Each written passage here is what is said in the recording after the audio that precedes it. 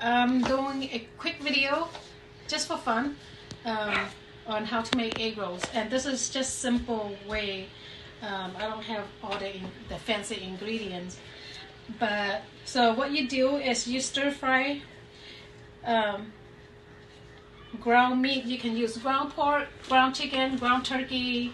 I don't recommend using beef. It will make it too dry. And then we have bean sprout, shredded carrot, shredded cabbage. I put cilantro and some green onion.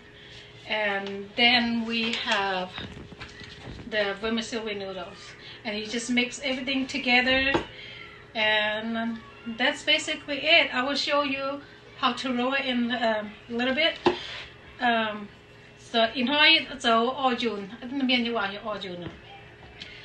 You cho nàyว่ายี่หลงตัวเช่าจั่วแต่อันเตว่าซีอิ๊วเดี๋ยวอันเจ้าเดี๋ยวไม่ตกยาไม่แครอทไม่ว่าลายตอมเฟียดแต่เดี๋ยวยี่อันเตยันซีถาชงต้นตัวหายช้ำเดี๋ยวไม่หนูว่าไม่เสียนไฟเนาะโดยเจาะว่าความจอมเจียมสูตรหายเมาเจียมตาเหลียวจับนั่งเตะจะว่ากาคุจุนเหลียวมาอันจะไหนเหลียวแต่เจาะชิ้นยอมมันยอมมินเจาะมินตั้งจุนเคนั่นว่าในนี้กันนั่นในที่ตลกนั่นห้ำหลงช้ามาเตะเจียวละหายว่าเจียวพร้อมละหายกายว่ามันวนแต่ว่ากัดอันเจียตัวนี้ป่ะmà tế miễn ngồi là chiêu nó ye ăn nó chỗ tại chinh nha. Ok nhá, tăng tại anh mang jun off.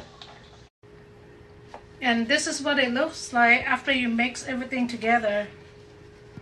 Mày nhom vậy chúng cái chọn chỉnh tại thang nông nếu tăng ye cái canh của here chỗ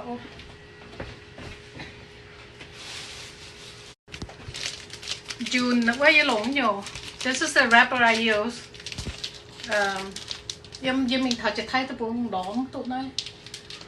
Phát tao tiếng Hoa tại chỉ thay từ bốn phiếu tụi nó bùi dầu. Okay, stop. Okay, and now we are going to wrap. And I use a small portion because I don't want to make it too big. It's pale na như lồng nhiều pale phải nha. Nó ô cháo ruột nha nó tăng qua mày chín là mày yết chín đó nên như đốt yết yang hang ruột nha.